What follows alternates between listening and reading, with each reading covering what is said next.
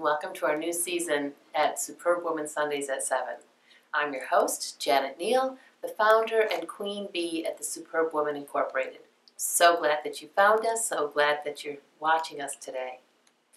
And I have such an amazing guest today, the first plus-size supermodel, Emme. So excited for you to get to know her a little bit more. But first, let me tell you how I came to start this show. It started with an observation and a belief. The observation didn't take long for me to look around and see that the world is a mess. But the belief that comes from deep inside of me is that women have the power to change this world when we realize it. You know, as a coach, I'm privileged to be able to work with many women and helping them to find that part inside of them, that innate power. And I have seen so many women on my path who are living, breathing examples of women who have learned to be, to tap in to their inner being, into that inner power, and as a result are doing amazing things. No longer is the role of Superwoman something that we should idolize. It only results in burnout and frustration and serves no one. Instead, I propose that we look instead to be Superwomen. It's all about the be. Be first and then do. And you'll see my guest, Emme, is one of those women. She's a woman who's learned to be comfortable in her own skin, who's learned to see what's important to her, and as a result is doing what is aligned with her values and her beliefs, and is changing the world for the better. So thanks for joining us, and enjoy this interview. Come back for more. Hello, and welcome to Superbwoman Sundays at 7. I'm your host, Janet Neal, and I'm so thrilled to have my guest today, Emme. Thank you. You may have seen Emme, probably you have, on fashion magazines. She has a whole career as a plus-size model, but there's so much more to her. And how we met is interesting. I was invited to an event in New York City that I didn't know anything about. And I went, and it was a lot of people that I didn't know, let's just put it that way. Or I knew some of them from being celebrities. And I sat there, a couple of Miss Americas there, and I looked around and I thought, now why am I here? And I took a moment and then I realized, you know, somebody invited me. Somebody thought that I belonged in this group. So why not take advantage of that? And so I looked around and I thought, so who would I like to meet here? And I saw Emme. And I thought, why not? I want to meet her. So I went up and introduced myself. That's right. And the rest is history. So I'm so glad you did. Thank you. Really? Thank you. Nice. So we've been chatting a little bit, and you just have a fascinating story that I want the viewers to hear. Well, thank you. So you grew up in Saudi Arabia, That's which right. is very interesting in itself. Awesome. Yes, loved it. I lived in Dhahran. Wow. Mhm. And then you went to high school in Kent, Connecticut. Correct. I went to Kent School. Mm-hmm. Right. And there she was quite the athlete. So why don't you take it from there, that you were going on this track as an athlete, going to Syracuse University. Full athletic scholarship for rowing, right? That's Absolutely. right. I just got back from swimming. Yes, exactly. She's still very much the athlete. I know, I'm a little red and all that, but you know, that's the way it is. Yeah. That's good. You'll take me as I am, right? Oh, absolutely. Absolutely. Okay.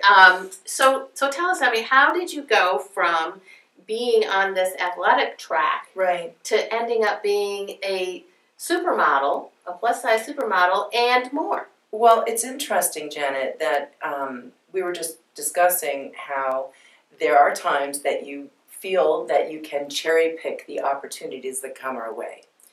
And luckily, I stepped into opportunities and sometimes had choices as to which door would you go through, which road would you pick. But more times than not, when I was younger, an opportunity would come to me, and I would say, "Oh, sure, I'll try that." You know, some would deem that as foolish, or some would deem that as naive, but really, that is the flow of life, and that is the greatest way to live. So, I fell into modeling when I was working in a real estate temporary office space as a sales associate, and I was looking to the director of sales to market this temporary office space. And somehow or another, I was looking at on-flight magazines, and I saw an article on full-figured modeling. And to this day, I've never seen anything in an on-flight magazine had to do with that. But it rang so true to me. I was just newly engaged. I was going to go be in this marriage, and I wanted to contribute as much as I could. And I thought, why don't I do something on the side with this? And I'm a 12, 14 right now. I'm 14, 16, 16.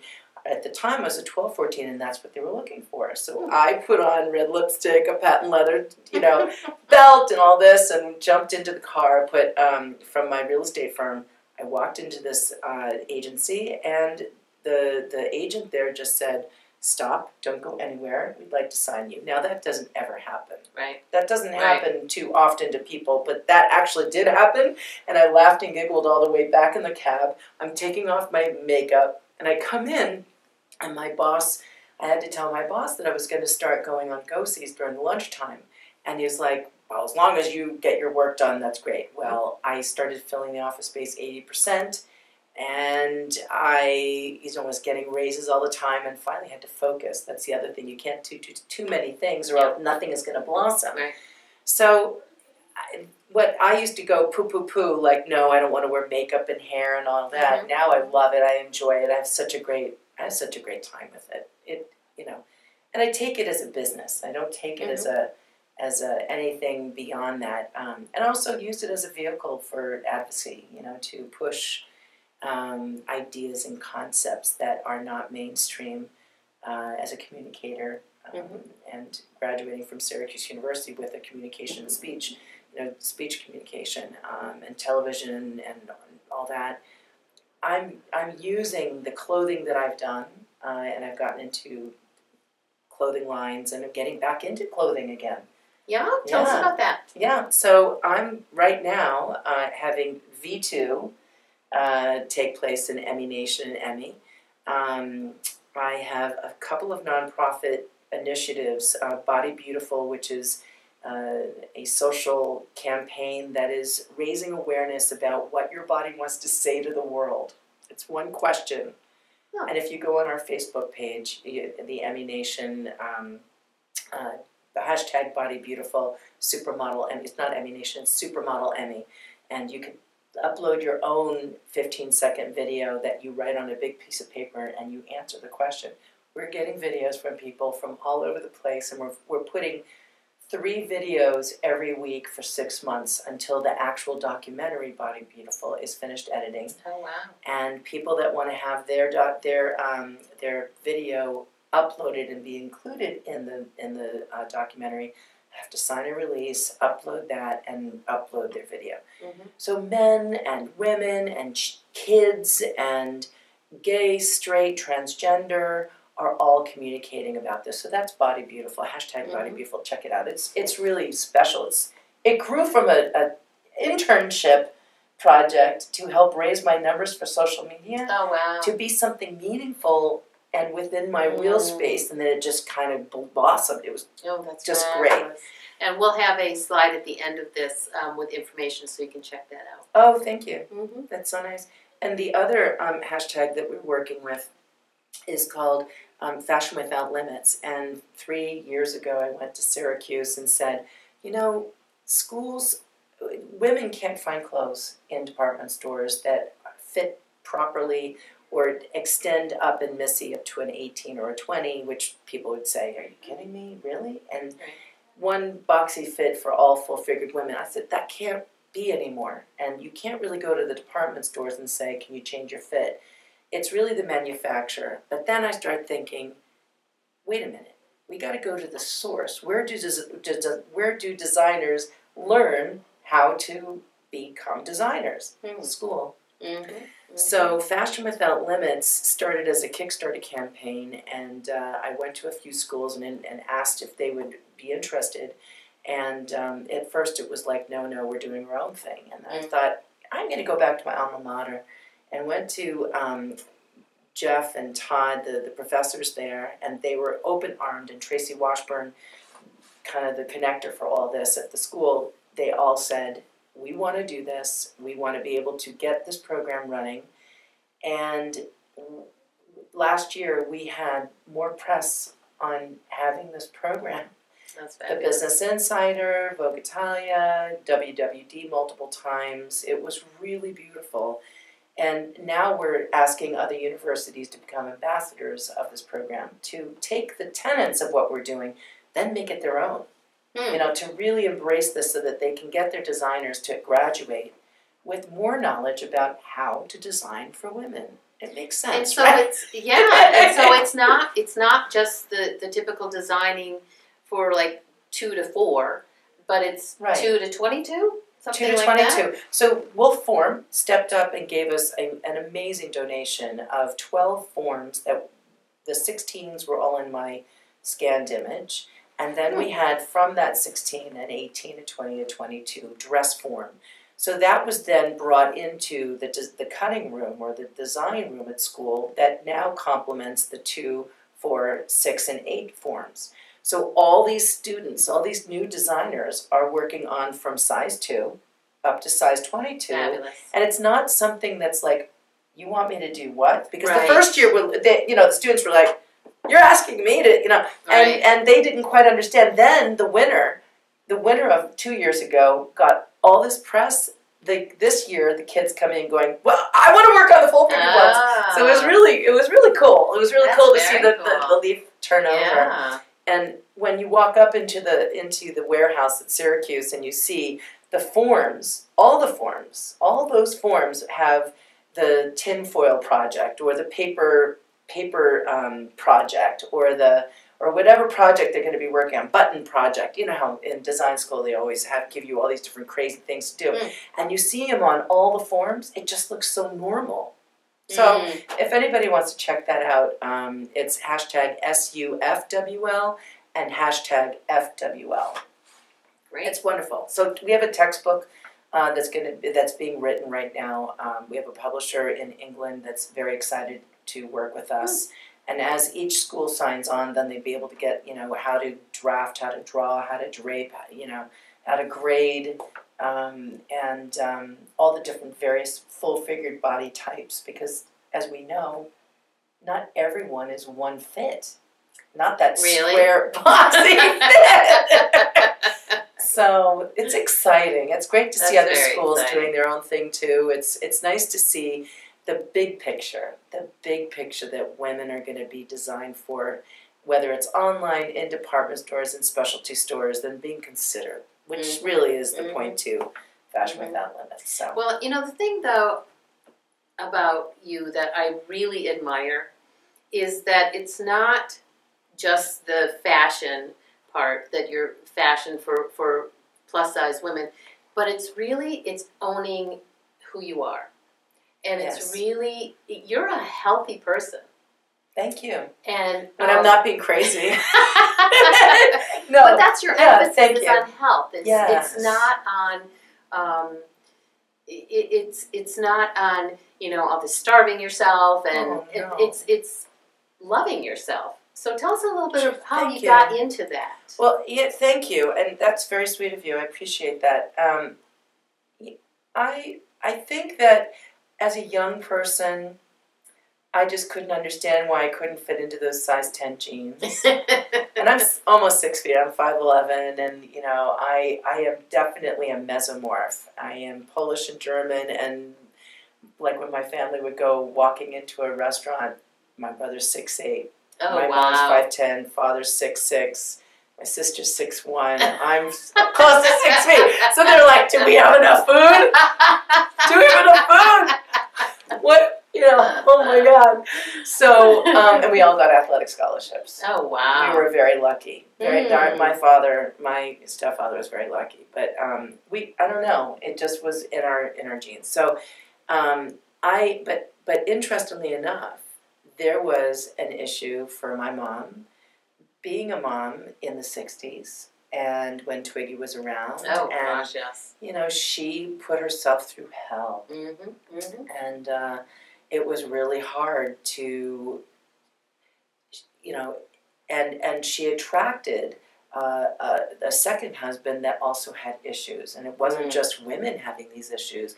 She attracted a man that had a really serious problem with bulimia and body dysmorphism and all that stuff. And there were other, so these issues stem from other things, right? And it's never one thing, and it's never, it's because of this. It's just, there's a lot of self-esteem involved. And so whenever things like this happen in a family, and I've worked with the National Eating Disorders Association, both as an ambassador, which I am now, and also I'm a past chair of the ambassadors program. That information, if anybody needs any of this information about body image, self-esteem, eating disorders, or anything like that for your kids, your husband, your brother, your friends, yourself, please go on to mynita.org. If you could put that on the We'll put that on there that's too. Really important. Their information that they provide is so important. Absolutely. It's so important. So I got involved with that information, with that organization that really helped me when I started to play around with not eating enough, eating too much. Never thank God I did not have bulimia, but I had exercise bulimia, which I didn't know. I didn't understand what that was. So if I had a piece of cake, I would over-exercise. Well, it's just good to be consistent with a workout, so that if you want to have your piece of cake, it's not that major of a difference, but you want to be able to fuel yourself and eat well, and not do it because you did something, not in reaction to. You want to do it for the joy of physicality and movement and health. And it took some time to get things rearranged and aligned and give back what my parents unknowingly projected onto me. So I had to learn what was my issue and what was something that they grew up with and what they had developed themselves. And separating church and state, basically, with who I was and how did I feel. And I think I became more empowered because of that, and realized that there is no way that this German-Polish girl is ever going to be size 2, and I'm going to stop making myself do that. And if I am, and golly, look at my career. Look at, when you think about the good things that have come from being this strong, curvy, fit, person, why do I have to beat myself up anymore? I have to really I have to be on top of that. I got to figure out who I'm hanging with. Are they feeling good about themselves, or am I, or am I fooling myself or fueling myself? I like that. I gotta be on top. Fooling myself or fueling myself? Am I fooling myself with the food I'm eating, or am I fueling myself? I like that. It's really important. And even I don't work out, and that could be like 15-minute walk, or it could be a 15-minute crank it out, go swim your tuchus off and do it. Or it could be a nice hour-long stroll in the water, or a stroll on the ground. But it has to be something every day. I do that for this. I do it for my head. Because then anything that can happen around me can roll off my back like a duck. Just water off the back. And then you could just level-headedly, I don't want to react to things. There's a really great book that I read. It's called The Four Agreements. You've read it. Oh, yes. Right? Love it. The best. I think everybody needs to read one. That Don Ruiz Miguel. Love that book. Okay, let's do it. Ready? Okay. Be impeccable. Oh, no, forget. Here we go. I always forget one. Be impeccable with your word.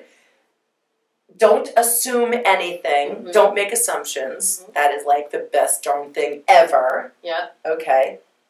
Do your best. Right? Okay. I don't remember. Okay, yes we do. Yes we do. Be impeccable with your word. Do your best. Don't make assumptions. And everyone's screaming it. We can hear them screaming the fourth one. And that's, well, this is your assignment, is to go look it up. I'm going to get it by the time that we end. By the time it's over, we'll have the fourth one for you. But the point is, don't make assumptions. Do your best. We're going to get there, We'll and get I'm going to remember it. But it's a great book. It's relieving. It is. gets you to focus on you instead of projecting away from what you need to work on. And it's very simple. It's very simple, and when you get all four, life is very good. Yeah, well, it's the goal. It is. I don't know if you can be that way all the time. You know, you might have to levitate or something. But anyway, it's nice to just kind of get those kind of tips in life. Absolutely. And so yeah, that the physicality has come back again in my life. I'm having V2, like a version 2 of what I did in the 90s that really put a lot of things in motion, I think, with body, the discussion of the body. Mm-hmm, and women starting to get their voices to say, back off, shark breath, which is great. I'm very proud of everybody. Really, I had to go away and work with my family. Some things went down, and I had to be there. I also had a little one that needed me around, and I didn't need to be bopping all over the place. And so I took a nice 8-year hiatus, and my little one is now 14, and she's in private school. So Mama has some time to play again. Mama's back. I'm going to play. So I'm getting into activewear. So it's really great. Fabulous. And fitness wear. Yep. So I want to move. Well, you know, you're such a great example to me of a superb woman. I talk about superb women being women who have who have learned to be first and then do, who are comfortable in their own skin, who are aligned with their values, with what's important to them, and then are doing amazing things and giving back to make the world a better place. And you just are exemplifying that. So I'm very grateful. The bee in Superb. Women. It's all about the bee. The bee, it is, and I love that. That's probably the reason why I'm sitting here with you. No, I mean that. I think that you tapped that in a very important aspect of a person's life, whether it's a woman, a man, or a child. And if you can teach that to yourself, that who am I and how am I being to myself? Big lesson to people in my life where I say, would you ever be a friend to the person that you speak to like you speak to yourself?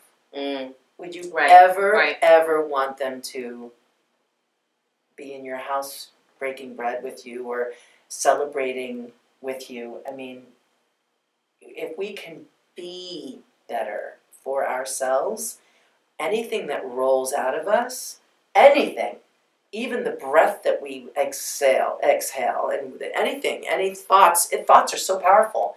Thoughts, and then the words that we use, it's so powerful. So I've learned that one of the things that helped keep me on track is that I just am grateful. When I go to bed, I lay down and I just go, okay, this is a day. This is definitely a day. And I will do my best. If it was a hard day, I will just 5 things. I have to have 5 things before I go going to sleep. And then when I wake up, it's always a point of gratitude.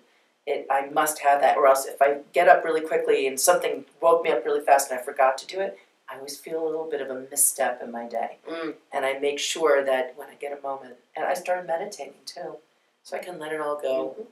You know, the things that I'm coming up with these days are very interesting that, you know, take the opportunities when they come. Absolutely. Yeah. So the opportunity came for activewear, and that's what I'm working on. Yeah. So who's helped you on your path? Because we cannot do this by ourselves. Oh my gosh. So, interesting people that could be even somebody saying something in a diner.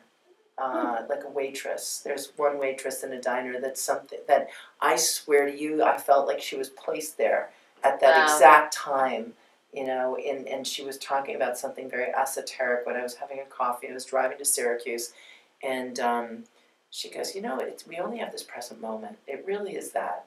And she just said it in passing. But when you hear that all the time, but at that particular moment, I was like, really? Really? You know, and I don't even know her name, but I remember going, here she is, she's telling me this, and I'm rushing. I was stressed out. I didn't know what exactly I was going to be saying, you know, at this lecture, and then I was like, wow, you know, I have to just be quiet and still myself. And that's where I'm going to get the answers. Not in like, oh my God, I got to get there, and it really helps helps everything. So my mom was a really wonderful woman. She left this earth when I was 15. Oh wow! She was one of the greatest teachers in welcoming people into the home and letting them feel warm and comfortable. And she was such a beautiful entertainer. And she had a beautiful smile. And even though she was in pain, now as a mature woman, I understand that my mother was hiding a lot of stuff. Some of the things that she was experiencing in her life at the end especially. But she had this most beautiful smile, and I always feel that if I can lead my life with the knowledge that 50% it could be very difficult, or 90% could be really hard, but you have a choice to sit in that 90%, or you have the choice to sit in that 10%, and that can make all the difference. Right. So with that smile, it can help you lead, it could help change someone's life.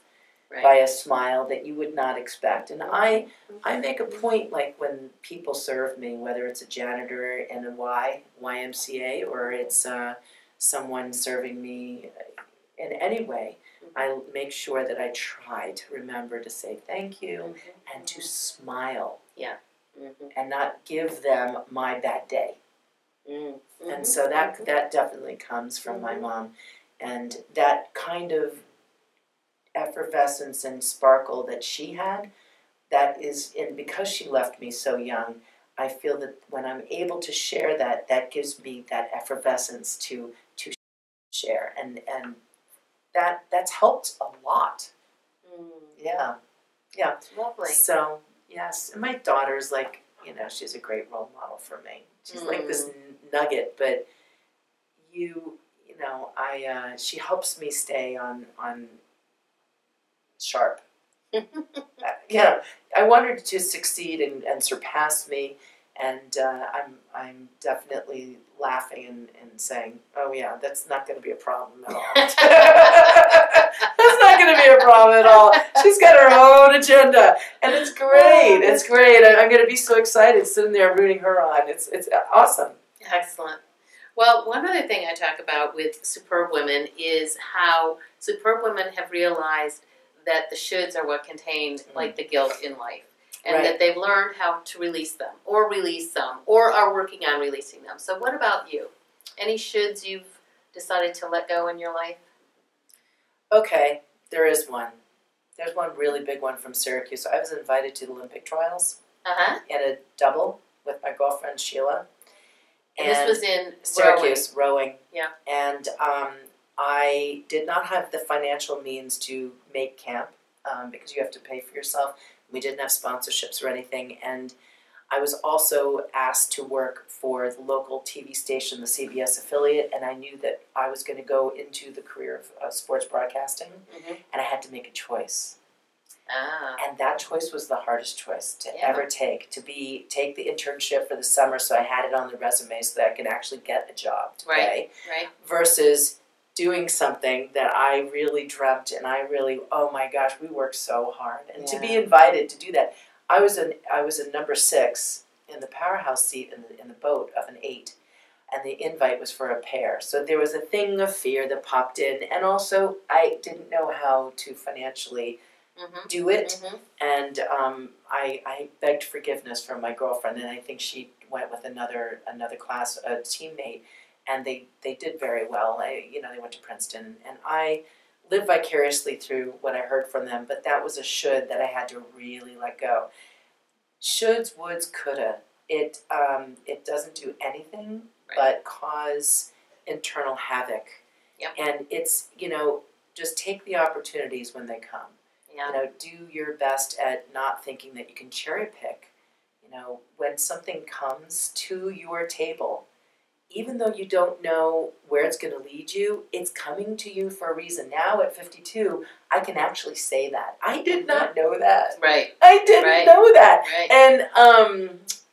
And it's okay. You know, you get to have many years on this earth to learn a few things. And I tell my daughter, I said, if an opportunity comes, just step up into it. And she is a manifester. She, you know, there's certain things that have happened. My boyfriend is seeing how, you know, just put it out there. Yep. And just stay positive. Don't, you know, you're not going to walk around like a nut going, oh, everything's perfect and everything's fine. Things really are hard. It is hard. Life is hard. And I think it's our job as thoughtful human beings, hopefully, to not live in that hardship. Be aware of it, but do your best to attract as much positive that you can so that you can actually impact that hardship. Right, right. Yeah. Yeah, it's pulling up your own straps, absolutely. you know, and offer a hand, you know, when you can. Absolutely. Yeah. Absolutely.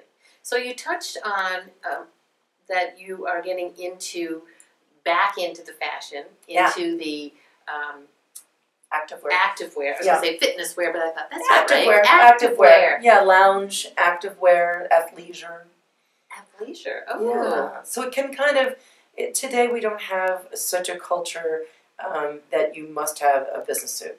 You know, career dressing. It's kind of shifted a bit because there's so many people that are working at home and so many people that have a little bit more of an eased dress code at work. And plus, a lot of moms want to wake up. This is the truth, okay? This is the studies that have happened. Moms want to wake up, run and get the kids, you know, get the coffee for themselves, drive them in the car with what they just slept in. Seriously. You know, throw on a wrap or something like that. Look stylish at the same time. Throw their hair back in a bun so that when they're in the driving with, you know, dropping off the kids, they go, hi, and they look fabulous. Although no one knows that they slept in that. And then they could go to the coffee joint and pick up a coffee, do a little errand here and there. And, you know, it's multi-use clothing. So it's soft, it's comfortable, it's sized nicely, it's modern, it's fresh. It's not like with lots of stuff on it. But it also is it works for a very busy woman's life. Excellent. And then she can you know, the kids are at school, she has her coffee, she's worked out, you can work out in this stuff too. And she gets back to her office at home, flicks on the computer, bangs out a few hours of work, and then she can then shift into another outfit for, you know, after. Who knows? Next. But yeah, and so you can actually do yoga, do walking, do all that kind of stuff in it. But it's multi-use lifestyle. Excellent. Yeah. And so when is that coming out? It's going to be coming out next winter. Okay. So 2017, 2016, you're going to start hearing about it in the fall of 2016. Excellent. Yeah. What else is going on? Anything else coming up? Oh, well, yes. But yes, it's there's going to be different categories, which is going to be great. Lingerie, shoes. I love shoes. I'm an 11 and a half. Well, I love them, and I'm tall. My boyfriend, I've already tested him out to see how high I can go. It's true. And I wore the kitten heel. Then I wore the stacked heel. Then I wore the 3. Then I went to the 4, and I go, I think I've hit my limit.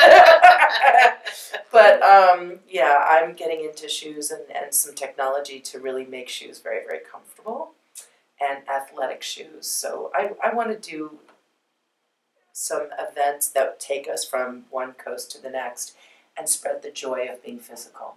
Beautiful. Not for anything other than that, because when you, once again, as you put it with the B, when you know that when you're being great, it has to do with thinking well of yourself, doing well for yourself, and fueling yourself, not fooling yourself. And a bunch of lifting depression has to do with walking, you know, and beating oneself up. Walk. It doesn't matter. You can dance. Shaun T is dancing in size, and he has a T25 too, 25 minutes a day. You do that 3 days a week, really works you. That's it. Done. You're finished. Then you have your workout in the bag. You know, Yeah. right in the bag. It's great. And Shanti's not so bad to look at. He's either, cute. So. Yeah. So, but I mean, I like to dance. I want to dance across America. Who cares? I'll swim across America with all the Ys. I'll do all that stuff. I just want to show that let's shake it up a bit. Let's get out there and honor this beautiful vehicle of our soul. Mm. I said something recently that I guess it was Wayne Dyer said it too, and I had no idea that he had said it. I said, we are spiritual beings on a human journey. Absolutely. You know, I think I've been leading my life thinking that I'm this human, and I want to get more spiritual. Mm-hmm. And I kind of was like, is that the way it goes for me? Mm-hmm. And I go, wait a minute, I think it goes the other way Right. around. And just recently, I just posted on Supermodel Emme on Facebook, look at Wayne Dyer just said that. And he's not here, unfortunately. Right. God bless him. But wow, how cool. He had a whole thing about the body, and I was like, yes. Yes. So it's a collective understanding that I think we're all becoming a little bit more awake. All of us together, which is beautiful. Yeah. I love that. Well, and that's what this show is all about, is to help showcase women like yourself, superb women who get it, who are powerful, working and to get it, or giving trying to get it back. Yeah. But giving back and putting positive energy into the universe, and we all need it. So, Emme, thank you so much for being my guest. Thank you, Janet. You superb woman, you.